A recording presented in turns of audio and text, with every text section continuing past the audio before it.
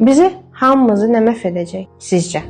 Bəşəriyyətin ən böyük fəlakəti nədir? Bu nə müharibədir, nə virusdur, nə də təbii fəlakətdir. Bizi məhv edəcək olan insan egoizmidir. Böyük, doyumsuz insan egosu. Və bəşəriyyət öz egoizmini idarə etməyi öyrənməyənə qədər dünya böyük bir fəlakəti doğru gedəcək. Çünki egoizm insanları bir-birindən ayırır. Halbuki biz bir-birimizi əslində bağlı olduğumuzun fərqinə varsaq, həyat daha fərqli olacaq.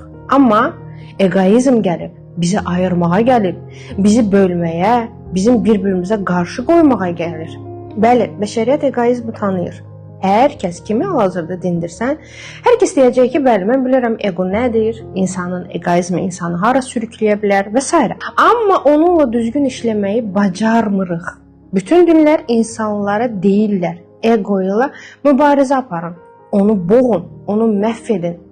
Amma insanlıq bunda heç vaxt uğur qazana bilmir. Çünki egoizm çox güclü və hiyləgər bir varlıqdır. Və əgər sən həyatında uğur qazanmaq istəyirsənsə, əgər sən nələrəsə sahib olmaq istəyirsənsə, əgər sən həqiqətən də Allahı tanımaq istəyirsənsə, sən ilk olaraq öz egonla mübarizə aparmalısan.